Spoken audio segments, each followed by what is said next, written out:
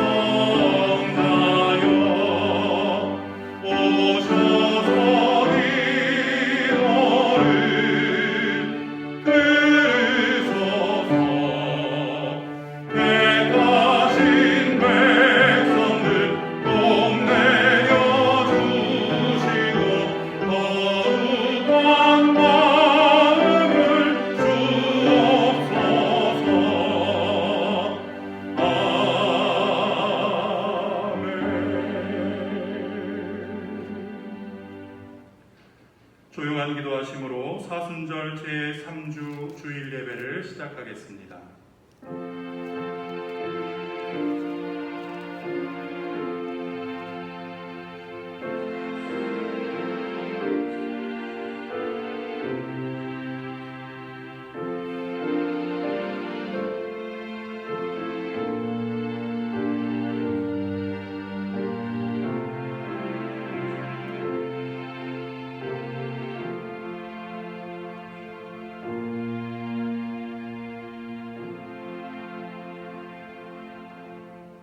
나는 그 문이다. 누구든지 나를 통하여 들어오면 구원을 얻고 드나들면서 꼴을 얻을 것이다. 도둑은 다만 훔치고 죽이고 파괴하려고 오는 것뿐이다. 나는 양들이 생명을 얻고 또 더 넘치게 얻게 하려고 왔다. 3월의 시작, 봄을 알리는 주일 예배를 주님께 올려드립니다. 그러나 봄바람에 취하여 주님 가신 길을 잊지 않겠습니다. 사순의 계절, 주님이 흘리신 땀방울들을 묵상하며 주님께로 나아갑니다. 주님이 흘리셨던 뜨거운 피를 되새기며 예배로 나아갑니다. 주님처럼 눈물 흘리게 하시고 주님처럼 고난을 견디며 주님처럼 땀 흘리며 주님처럼 십자가를 피하지 않고 자기 십자가를 지기를 결단하는 오늘 이 예배가 되게 하여 주시옵소서. 예수 그리스도 이름으로 기원합니다. 아멘. 경배찬송 36장을 부르겠습니다.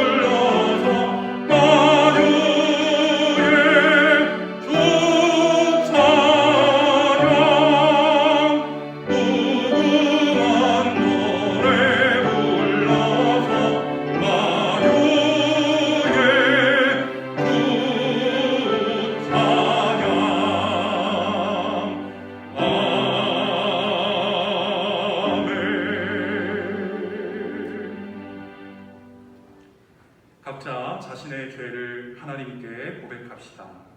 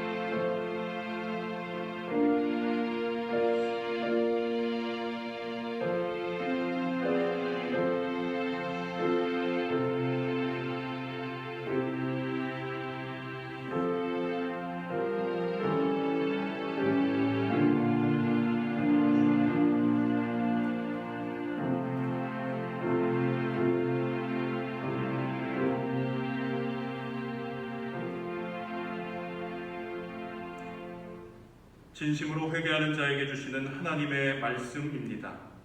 우리가 우리 죄를 자백하면 하나님은 신실하시고 의로우신 분이셔서 우리 죄를 용서하시고 모든 불의에서 우리를 깨끗하게 해주실 것입니다. 아멘. 교독문 56번 시편 128편 말씀을 교독하겠습니다. 여호와를 경외하며 그의 길을 걷는 자마다 복이 있도다.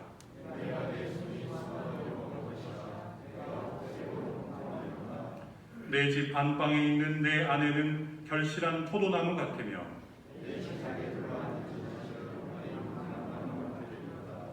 여호와를 경외하는 자는 이같이 복을 얻으리로다.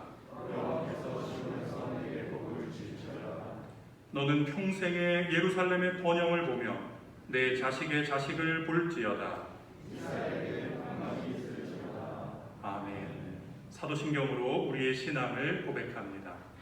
전능하사 천지를 만드신 하나님 아버지를 내가 믿사오며 그 외아들 우리 주 예수 그리스도를 믿사오니 이는 성령으로 잉태하사 동정녀 마리아에게 나시고 본디오 빌라도에게 고난을 받으사 십자가에 못 박혀 죽으시고 장사한 지 사흘 만에 죽은 자 가운데서 다시 살아나시며 하늘에 오르사 전능하신 하나님 우편에 앉아 계시다가 저리로서 산자와 죽은 자를 심판하러 오시리라.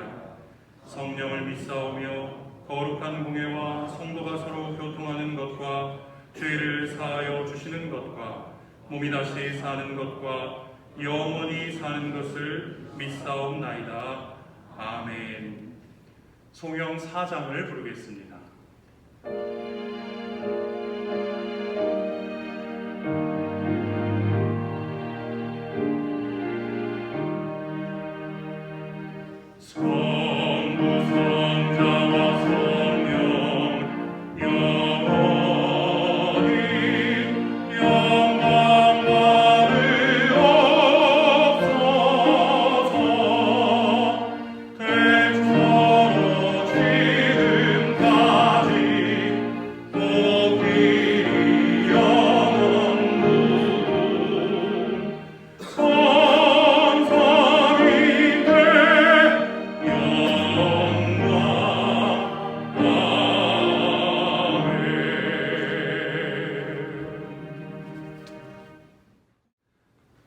사랑의 하나님 아버지, 한 주간 세상에서 살 동안 저희를 지켜주셨다가 오늘 성전에서 하나님을 찬양할 수 있게 해주셔서 감사합니다. 아직도 호전되지 않고 있는 코로나 상황 가운데 저희들을 안전하게 보호하여 주심에 감사를 드립니다. 이제 주님의 고난을 기억하는 사순절 세 번째 주를 맞습니다. 그는 실로 우리가 받아야 할 고통을 대신 받고 우리가 겪어야 할 슬픔을 대신 겪었다. 그가 찔린 것은 우리의 허물 때문이고 그가 상처를 받은 것은 우리의 악함 때문이다라는 이사야 선지자의 말을 되새겨봅니다. 저희를 대신해서 받으신 주님의 고난을 기억하게 하시고 그 고난에 합당한 삶을 살고 있는지 늘 돌아보게 해 주십시오. 누구든지 나를 따라오려거든 자기를 부인하고 제 십자가를 십자가를 지고 나를 따라오라고 말씀하셨습니다. 우리가 이 말씀을 얼마나 심각하게 느끼고 있는지 반성합니다. 자기 십자가를 지고 예수님을 따르지 않는 사람은 예수님께 합당하지 않다는 경고의 말씀으로 받아들이고 사는지 우리를 되돌아봅니다. 예수님께서 우리를 위해 대신 죽어 우리를 구원해 주셨다는 것만으로 만족해하는 값싼 은총에 머물지 말고 그런 귀한 은혜를 입은 성도로서 마땅히 평생 빚진 자로 살아가며 은혜에 보답하는 사랑이 충만하게 해 주십시오. 우리가 이렇게 살고 있는 것도 누군가 우리 이웃들의 수고와 아픔이 있었기에 가능하다는 깨달아 감사하며 살게 하시고 우리에게 허락하신 이웃들을 주님을 대하듯이 사랑으로 섬기게 하옵소서. 벌써 3월의 첫 주를 보냈습니다. 회복을 이루기를 원했지만은 작년에 이어서도 금년도 회복을 이루지 못한 채 새봄을 맞습니다. 코로나가 시작된 지 1년도 지났지만 그 끝은 아직 멀게만 느껴집니다.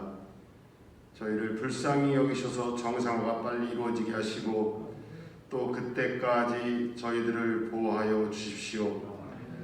특별히 연로하신 어른들의 건강을 지켜 주십시오. 하나님, 이 땅에 우리 한반도를 허락해 주셔서 감사합니다. 하나님, 우리 한반도를 지키셔서 속히 남과 북이 주님의 은혜 가운데 평화롭게 통일이 되어서 주님의 은혜를 늘 함께 같이 찬송하게 하옵소서. 이 자리에 또한 우리 제단을 세우시니 감사합니다. 하나님, 우리에게 맡겨진 사명을 잘 감당하며 금년의 목표를 세운 것처럼 회복을 이루는 공동체가 되게 하여 주시옵소서. 하나님, 오늘도 주님의 귀한 말씀을 받습니다. 단에 세우시는 목사님을 붙들어 주셔서 강건하게 해주시고 우리에게 귀한 말씀을 전하게 하여 주옵소서. 오늘도 우리에게 주시는 귀한 말씀을 받고 그 말씀대로 살 것을 다짐하는 귀한 성도들 되게 해 주십시오. 우리가 드리는 찬양을 받아주시고 우리가 드리는 기도를 들어주시옵소서. 예수님 이름으로 기도합니다. 아멘.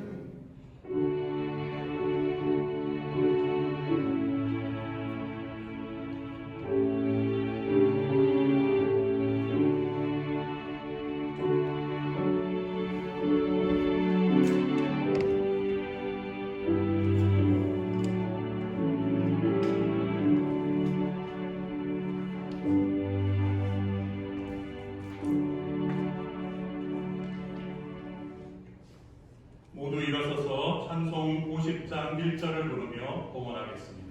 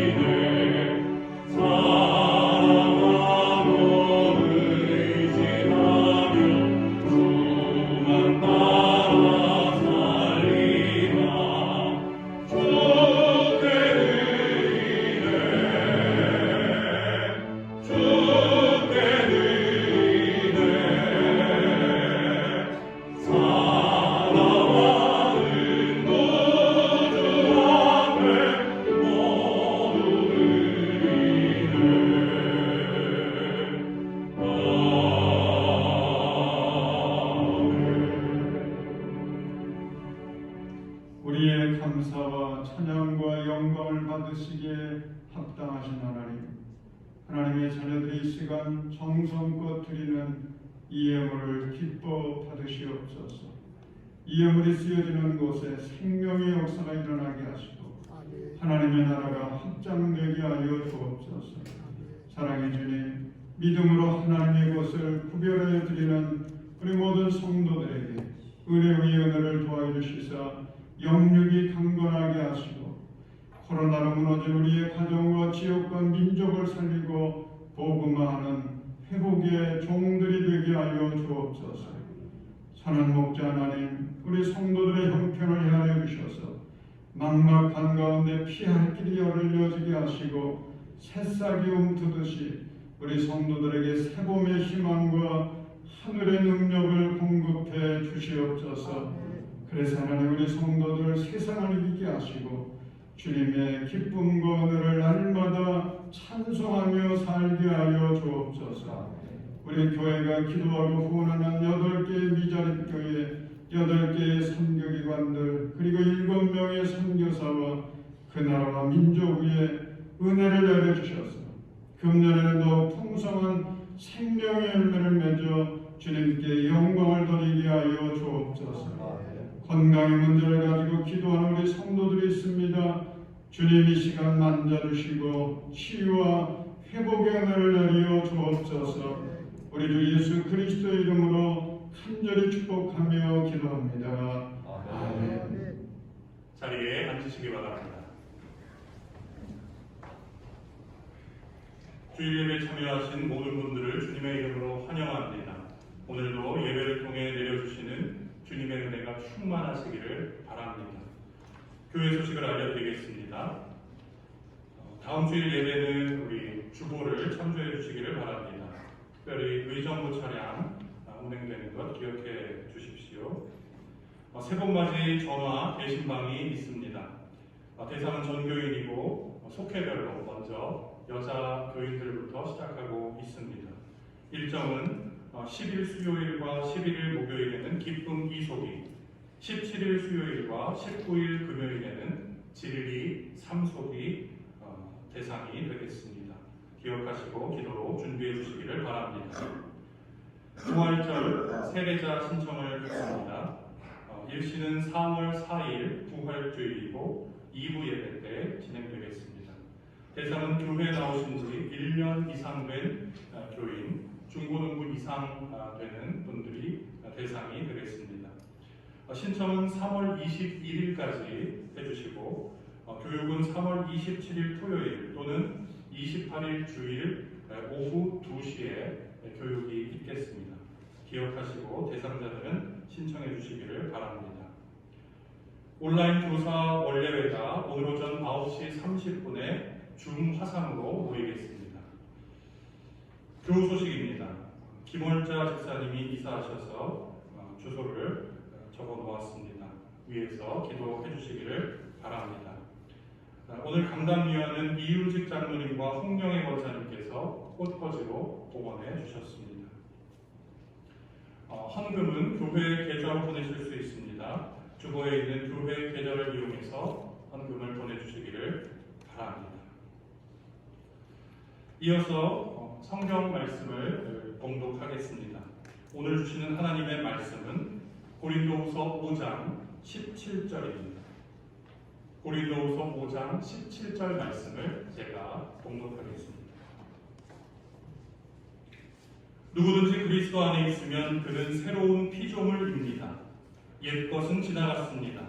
보십시오. 새 것이 되었습니다. 아멘.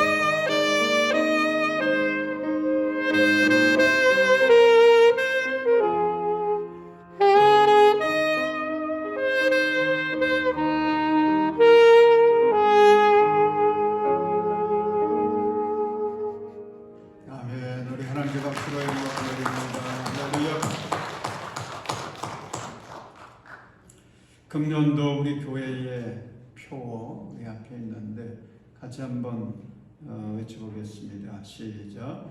회복을 이루어 주님을 기쁘시게 하는 교회. 아멘.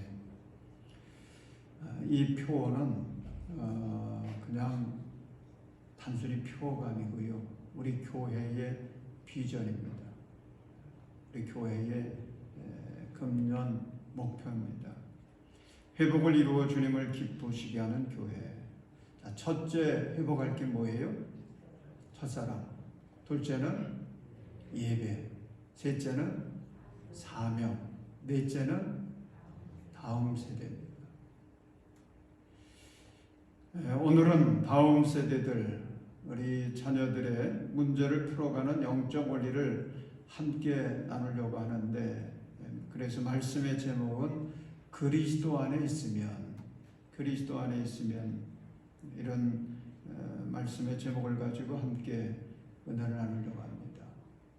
그리스도 안에 있으면 이것이 우리 자녀들을 살리고 또 우리 가정을 행복하게 열어가는 패스워드, 비밀번호인 것을 믿으시기 바랍니다.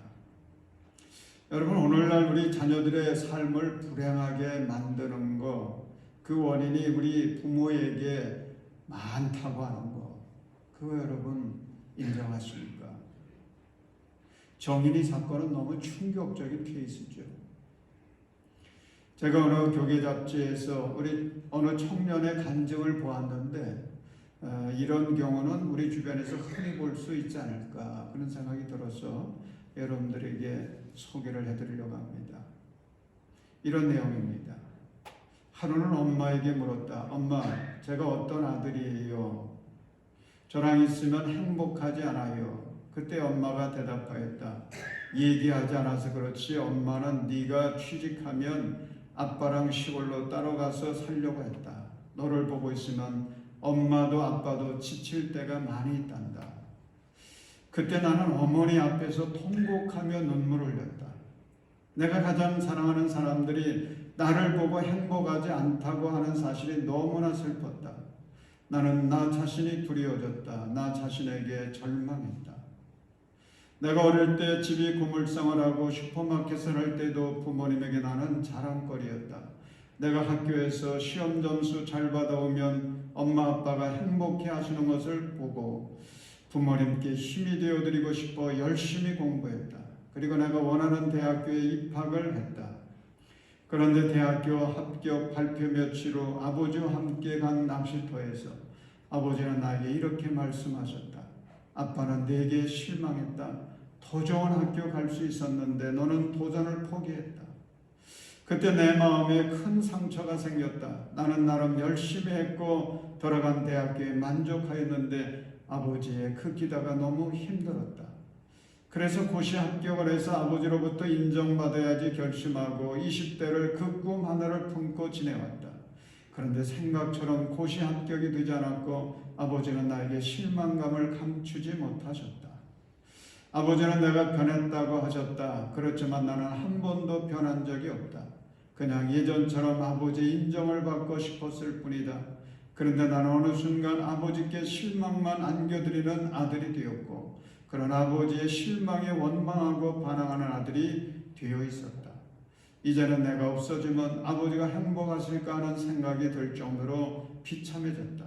아버지는 나에게 아픔이었고 두렵고 힘든 존재였다. 여러분, 여기까지만 읽어도요, 얼마나 딱한 가정입니까? 우리의 자녀들이 원하는 게 있습니다. 부모에게서 사랑과 인정받고 싶어 하는 거예요. 부모로부터 나는 너를 사랑한다. 세상 사람들이 세상이 너에게 뭐라고 이야기할지라도 너는 내 사랑하는 아들이야. 너는 내 사랑하는 딸이야. 그 소리 듣고 싶어 하거든요. 그런데 많은 부모들이 자녀들의 부족한 면만 보면서 지적하고 채찍질을 해댑니다. 근데 나름 명분은 있어요. 사랑하니까 그렇다는 것입니다. 자녀가 더 잘 되라고 채찍질을 하는 거라고 이야기합니다. 그런데 이것이 우리의 자녀를 불행하게 만들고 있거든요. 고통스럽게 하고 있거든요. 청년의 감정을 보니까 이 청년은 예수 그리스도를 영접합니다. 그리고 구원받습니다. 그거에 대한 감정이었죠. 그러면서 아버지를 이해하게 되었는데 자기 아버지도 할머니로부터 얼마나 마음의 상처가 많았는지. 그래서 이제는 아버지 영혼을 구원시키기 위해서 그는 기도하고 있다고 그러면서 마무리했습니다. 여러분, 오늘날 우리 자녀들의 문제의 핵심은요, 부모의 노력이 부족해서가 아닙니다. 오히려 너무 넘쳐서 문제예요. 우리가 가정에서 배우자에게나 자녀들에게나 화를 낼 때가 있지 않습니까? 근데 어느 때 화를 냅니까? 내 생각대로 되지 않을 때, 내 원하는 대로 되지 않을 때 화가 나죠. 근데 여러분, 화를 내게 되면 그만 상대방에게 마음의 상처를 줘요. 그리고 그것이 원치 않게도 우리의 가정의 행복을 깨뜨립니다.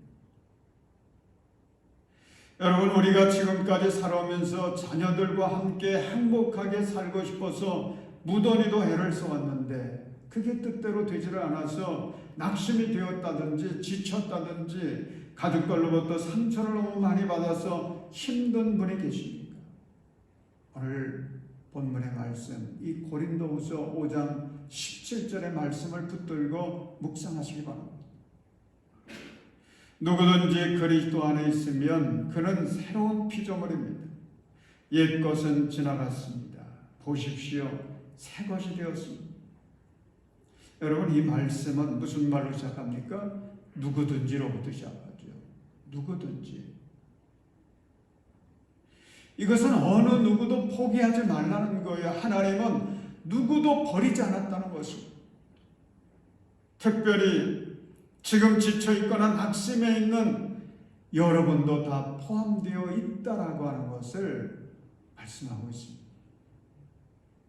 그런데 그 다음 가장 중요한 말이 나옵니다. 그리스도 안에 있으면. 그리스도 안에 있으면. 이 말이 정말 중요한 말이에요. 이 그리스도 안에 있으면 이 말은 나의 행복과 자녀의 행복을 위해서 얼마나 중요한지 모릅니다. 여러분, 만약 그동안 행복한 가정을 이루기 위해서 우리의 자녀들의 행복을 위해서 그렇게 노력했는데도 불구하고 만족스럽지 못했다면 그 이유가 내가 그리스도 안에 있으면이라고 하는 이 귀한 이 영적인 비밀, 이 패스워드와 같은 이 비밀을 몰랐기 때문이 아닐까 한번 점검해 보시기 바랍니다. 지금은 쉴 때입니다라는 감동적인 글이 있습니다. 방긋방긋 웃고 있는 아기를 보고도 마음이 밝아지지 않는다면 지금은 쉴 때입니다. 식구들 얼굴을 마주보고도 살짝 웃어주지 못한다면 지금은 쉴 때입니다. 아침에 눈을 떴을 때 창문을 비추는 아침 햇살이 눈부시게 느껴지지 않는다면 지금은 쉴 때입니다. 슬픈 영화를 봐도 눈물이 나오지 않고 슬픈 연극을 보면서도 극본에 의한 것이라는 생각이 든다면 지금은 쉴 때입니다. 오래된 사진첩을 넘기다가 반가운 얼굴을 발견하고도 궁금하지 않다면 지금은 쉴 때입니다.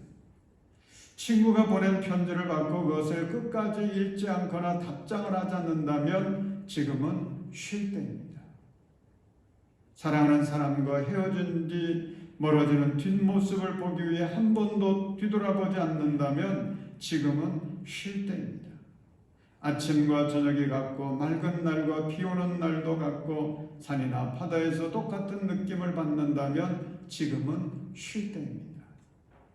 당신은 그동안 참 많은 일을 했습니다. 그러나 가장 중요한 일 한 가지를 하지 않았습니다. 그것은 쉬는 일입니다. 여러분, 살아가다 보면 쉬고 싶을 때가 있지요. 그런데 문제는 어떻게 해야 되는지, 어디 가서 쉬어야 진짜 쉴 수 있는지, 이게 문제잖아요.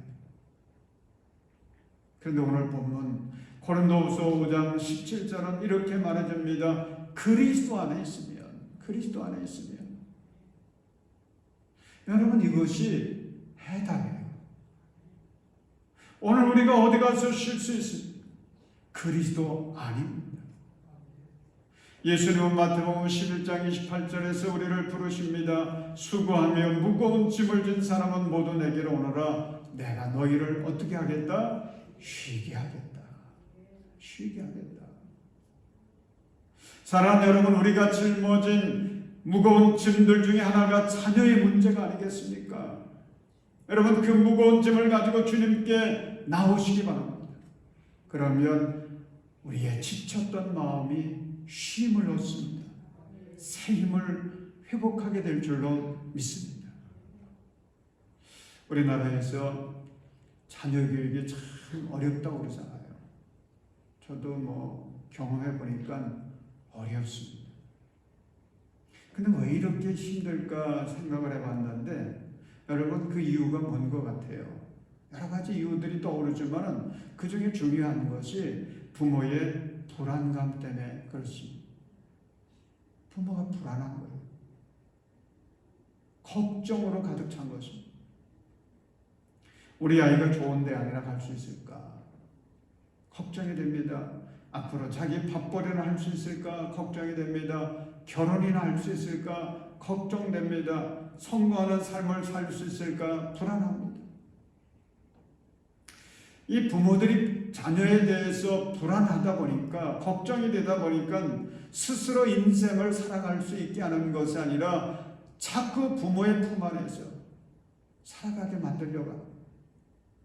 아이에 대한 인생 스케줄을 부모가 다 짜는. 그래서 어렸을 때는 학원에도 보내고, 아이의 스스로의 인생이 아니라 부모가 대신 그 인생을 만들어주는 거예요. 내가 지켜주지 않으면 안 된다, 부모는 생각을 합니다. 여러분, 이건 진짜 사랑이 아니에요. 이건 진짜 사랑이 아니에요. 이건 믿지 못해서, 아니, 믿지 않아서 이렇게 되는 것입니다. 여러분, 믿지 못하니까 불안하잖아요. 불안하니까 자꾸 잔소리를 합니다. 채찍질을 합니다. 그러면 그럴수록 자녀는 고통스러워지고요, 자존감과 자신감을 잃어버리게 되거든요. 그렇게 되면 부모는 자식이 얼마나 무거운 짐이 되는지. 사람들은 이것을 믿음이 없어서 그렇다라고 생각하지 않습니다. 그냥 사랑하니까, 내가 사랑해서 우리 자식들 잘 되게 하려고 하는 사랑 때문에 그렇다라고 착각하는 거예요. 그래서 원치 않는 불행의 짐을 나도 지고 자녀들도 짊어지는 것입니다. 여러분, 우리가 먼저 해야 될 게 무엇이겠습니까? 예수님을 믿되 진짜 믿어야 되는 것입니다. 예수님 그리스도 안에 있는 그곳에서 정말 예수를 제대로 믿어야 돼요. 이게 해법이에요. 예수님을 진짜 믿으면요, 우리 마음속에 염려가 떠나가게 됩니다. 그러면 그 빈자리에 뭐가 생기느냐? 믿음과 신뢰가 생겨요. 그러면 자녀의 관계가 신뢰관계가 됩니다. 신뢰관계가 되면 부모의 마음도 평안해져요. 부모가 평안해지면 아이들도 평안해집니다. 그러면서 스스로 당당하게 자신의 인생을 헤쳐나갈 수 있는 힘을 갖게 됩니다. 여러분의 마음에 아직도 자녀에 대한 불신이 있습니까? 그렇다면 내가 예수를 제대로 진짜로 믿지 못하고 있다고 하는 것을 깨달으셔야 됩니다. 내가 기도해도 기도의 응답을 확신하지 못하고 있다라고 하는 나의 믿음의 현주소를 우리가 깨달아야 돼요. 사랑하는 여러분, 자녀에 대한 모든 걱정을 주님께 맡기시기를 바랍니다. 걱정 대신에 신뢰를 가지십시오. 내 아이는 예수님 안에 있으니 잘 될 거야. 그게 신뢰잖아요. 그게 예수님 믿는 거잖아요. 예수님이 우리의 문제를 다 책임져 주시니 반드시 하나님이 내 자녀들의 삶도 책임져 주실 거야. 이게 믿는 거잖아요. 내가 주님께 기도하니 우리 아이들은 반드시 성공할 거야. 이게 믿음으로 기도하는 사람들이죠. 여러분, 자꾸 이런 믿음을 선포하십시오. 우리의 자녀를 향해서 걱정하는 말 대신에 신뢰하는 말, 믿음의 말을 자꾸 들려주십시오. 그러면 자녀들이 때때로 실패하기도 하죠. 어느 때는 넘어지기도 하죠. 근데 그때 부모의 그 신뢰, 그 믿음을 붙들고 아이는 다시 일어나서 도전하고 반드시 승리하게 되는 것입니다. 여러분, 예수님께서 자주 선포하신 말씀이 있지 않습니까? 마태복음 8장 13절 보면 내 믿음대로 될 것이다. 또 누가복음 17장 19절 보면 내 믿음이 너를 구원하였다. 이런 말씀들이 있죠. 근데 놀라운 사실은 그런 믿음이 있는 곳에 문제가 해결됩니다. 그런 믿음이 있는 곳에 변화의 역사가 나타납니다. 기적의 사건들이 나타납니다. 사랑하는 여러분, 여러분의 가정에도 하나님의 은혜가 임하여서 기적과 같은 변화가 일어나기를 원하십니까? 그렇다면 이제라도 예수님을 진짜로 믿으십시오. 그러면 먼저 부모의 마음속에 불안이 떠나갑니다. 마음이 든든해져요. 희망이 생깁니다. 행복이 생깁니다.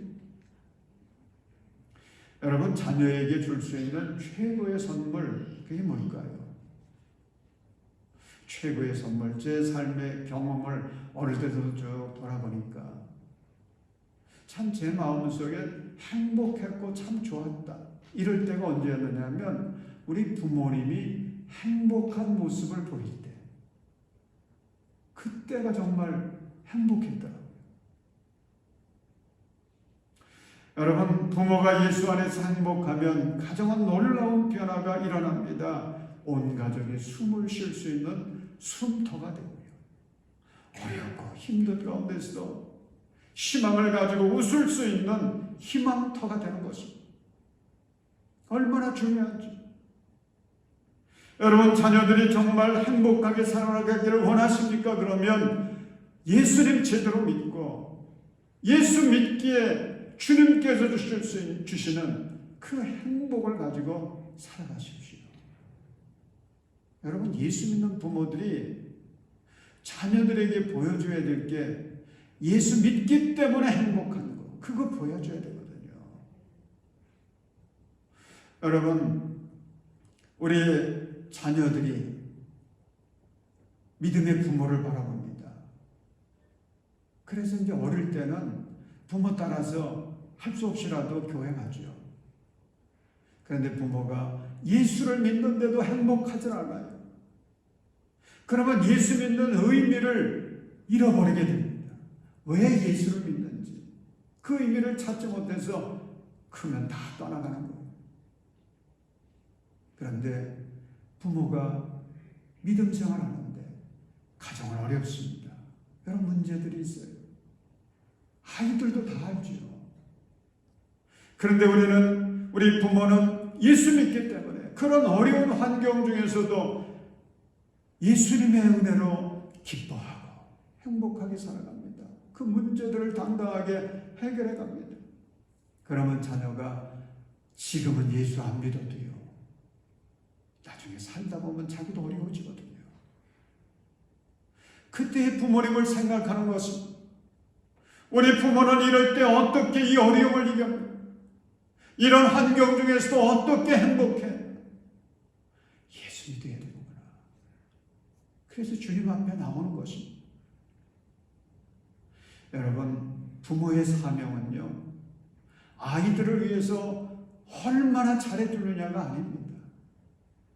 예수 진짜로 잘 믿고 주님의 영광을 드러내는 거, 행복한 삶을 자녀들에게 보여주는 거, 이것이 부모의 진짜 사명인 것을 깨달아야 돼요.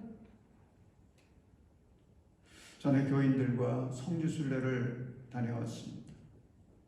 비행기를 타고 오면서 보면 비행기 앞에 포켓이 있지 않습니까? 거기에 항상 잡지가 있고 그렇죠.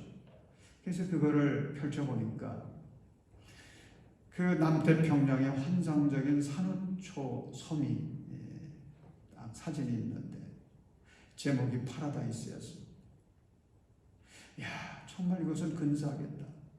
그곳에 가면 하나 나를 부대끼게 해줄 사람도 없고 어떤 문제도 없을 것 같고 정말 이런 곳에 가서 살면 얼마나 좋을까, 그런 생각이 딱 들어요.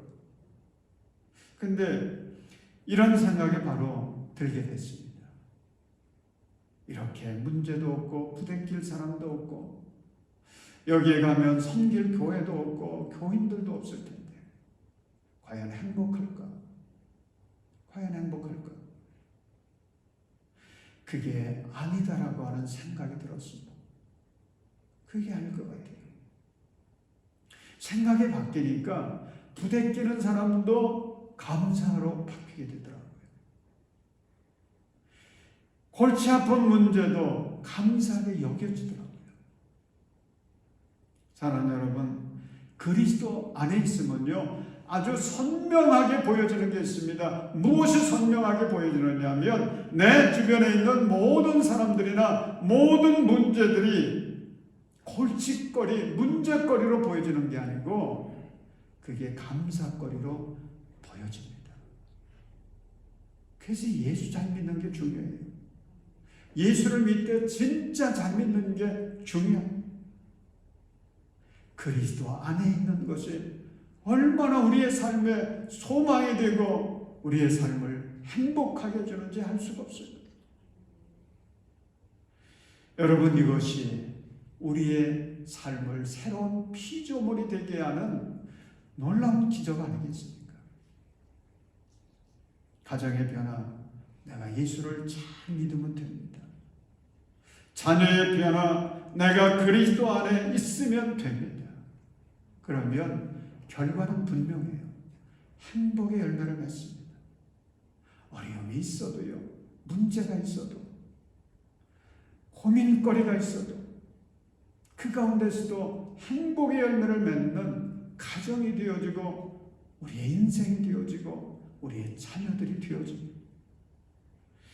여러분, 이런 은혜가 여러분의 가정과 여러분의 자녀들에게 이 새봄을 맞은 여러분의 심령 속에 항상 충만하시기를 주님의 이름으로 축원합니다. 기도하겠습니다. 사랑의 하나님, 우리에게 다음 세대를 주셔서 감사합니다. 우리 자녀 손들에게 은혜를 베풀어 주셔서 예수 믿고 구원받게 하시고 하나님 나라의 거룩한 일꾼들이 되어 우리 인생의 감사거리, 찬양거리가 되게 하여 주시옵소서. 그러나 주님, 먼저 부모된 저희들에게 은혜를 베풀어 주셔서 진짜 믿음을 가지고 그리스도 안에 있게 하여 주시옵소서. 그리고 그 믿음으로 우리 자녀들을 신뢰하게 하시고 참된 행복을 흘려보내는 그런 믿음의 부모가 되게 하여 주옵소서. 우리의 믿음이 다음 세대에게 이어지게 하시고 행복의 열매를 맺어가는 우리 가정과 우리 가문이 되어 주님의 영광을 드러내게 하여 주옵소서. 예수님의 이름으로 기도드립니다. 아멘.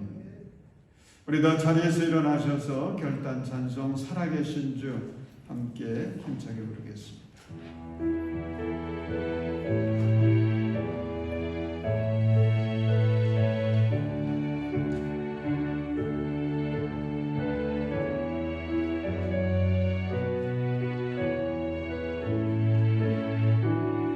주 하나님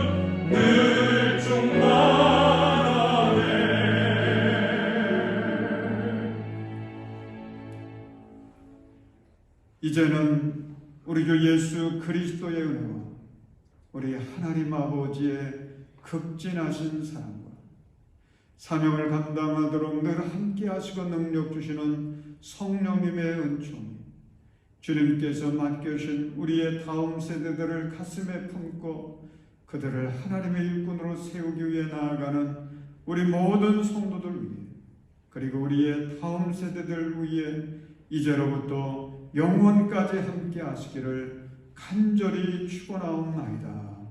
아멘.